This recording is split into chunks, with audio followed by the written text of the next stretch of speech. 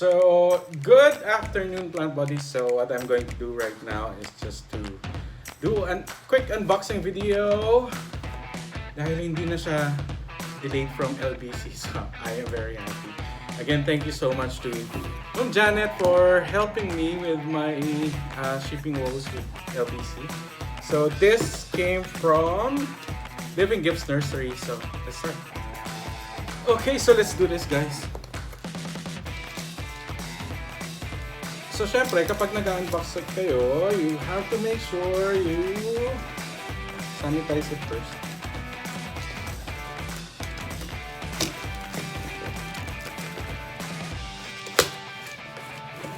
And your handy-dandy cutter. Okay. So, our first plant is...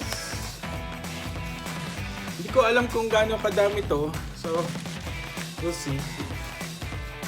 Kasi siguro magmula ng ECQ, hindi. Ewan ko, hindi ako nagtatrack. Hindi ko na natatrack yung mga number ng items per parcel na dumarating sa akin. So, I just trust my seller.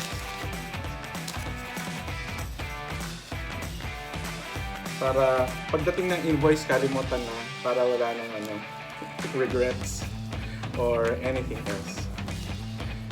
By the way, guys, we are going to have a live selling with Living Desert Philippines on Saturday at 7 p.m. So I hope you guys will continue to show your support to Jella Sanctuary and to Living Desert Philippines for that. So here's the first one.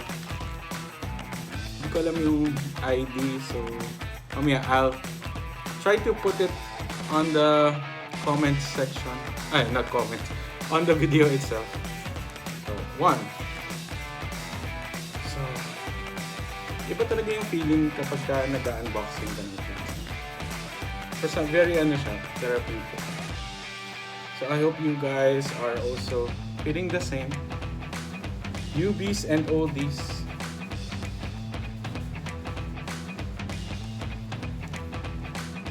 What is this? Ayun. Nalimutan ko na yung mga ID, so forgive me, but I'll try to identify. So, rooted na crested. Very nice na. Ooh! Wow! Ito feeling ko freebie to. Thank you, Sir Dan, kasi hindi ako bumili nito. Or baka nagkamali siya naman. Succulent. Sobrang hirap kasi ako sa mga succulents. So, we'll see. Ako, medyo hindi pala yung kamay ko. Kasi repotting ako yesterday. Hindi ko pa nalilinis. Pero naligo na. And... next. Succulent again. Hindi ko alam yung mga ID kasi hindi ako mahilig sa succulent. Hindi ako expert talaga sa succulent. So, nag-give up ako sa kanila before, but thank you for this specimen, Sir Dan.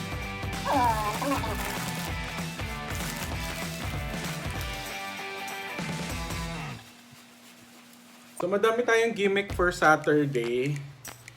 Meron tayong mga games, may mga raffles, so exciting. Ooh! Ganda nito. Actually, hindi ko na talaga matandaan kung ano yung mga na-mind ko selling nila. Pero this one is very nice. Clump na grafted na Astrophytum Asterias.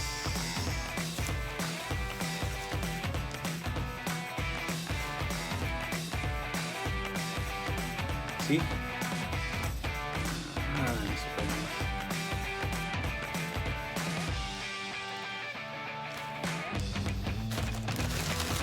So by the way, dun pala sa mga nagtatanong about sa FB Live series for Season 2. So medyo nagkaroon lang tayo ng pause kasi naging busy ako with work. And ang dami kong kailangang asikasuhin, so I wasn't able to coordinate with the speakers. But we already have something lined up for you after the live selling on Saturday. The week after that, we're going to start it again with ornamentals. So yung mga bago nating plantito and plantitas, I hope you can watch it. We'll give you tips and tricks in terms of how to take care of indoor plants, and focus tayo doon sa mga top 10 na plants na in demand during this quarantine. Okay, so I think ito gusto ko to kasi, well, challenging daw tong agave na to, pero we'll see if this is going to thrive sa akin. It's a agave utrensis, if I'm not mistaken. Thank you, Sir Dan.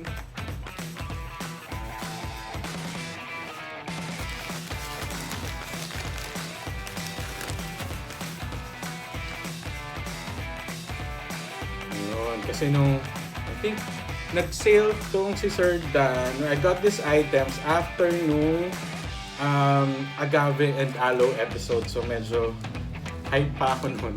I think most of these are aloes and agave. Ayan, so another aloe variegated.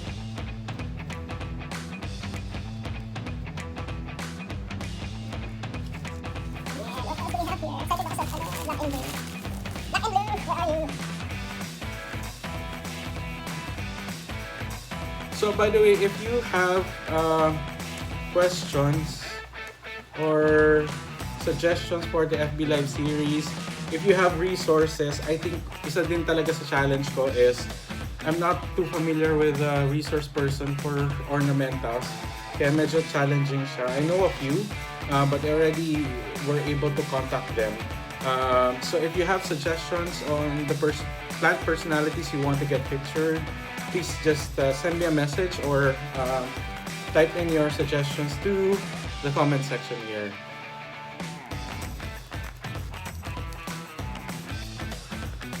Uy, ito na siya. Agave, black and blue.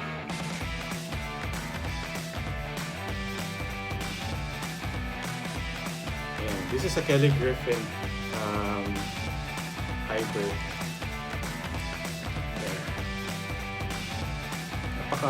Fierce ng thorns niya. So black thorns and then blue because of the farina. Yeah, very nice. Yes. And what else do we have here?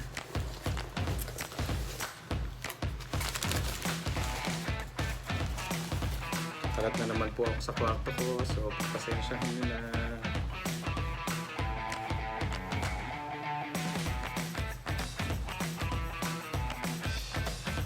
Medyo malaki to at natutusok na ako agad. So, tinatanggal ko pa lang yung tissue. Ano kaya ito?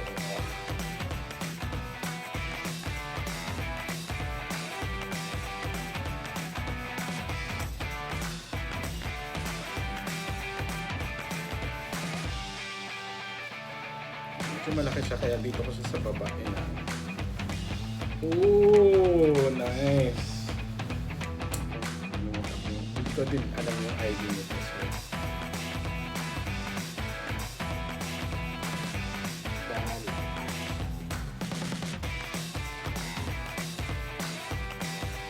I will put it on the description of this video. Yan!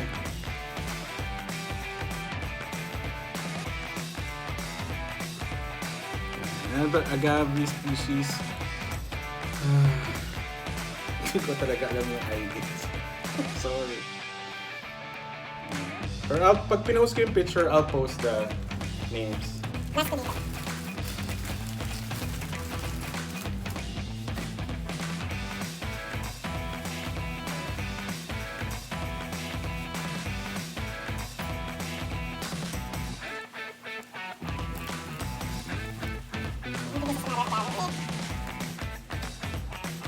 Agave no ID. Kasi hindi ko alam. Cubic! Yeah. Ito, isang to alam ko to. Cubic. There. Ang ganda na. Parang meron pala siyang mga ano, no? Ayan. So, ano ba yun? Parang may ngipin din yung loob. Yung underleaf niya. Parang may ngipin din. Ayan. Agave cubic. Ayan, last two.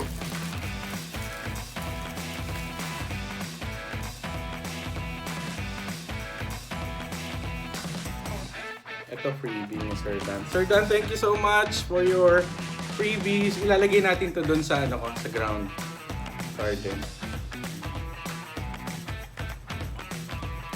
So very compact pa rin siya, although may mga ibang leaves. Pero it's been 7 days, I believe. 7 days plus yung air dry time din na Sir Dan, so more or less 10. So, still looking good. Compact pa rin naman yung loob. It's the last, I think this is another agave. So,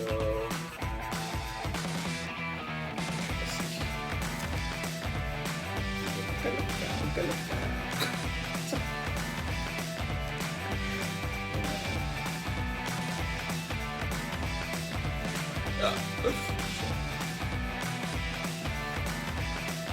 Medyo masakit siya talaga.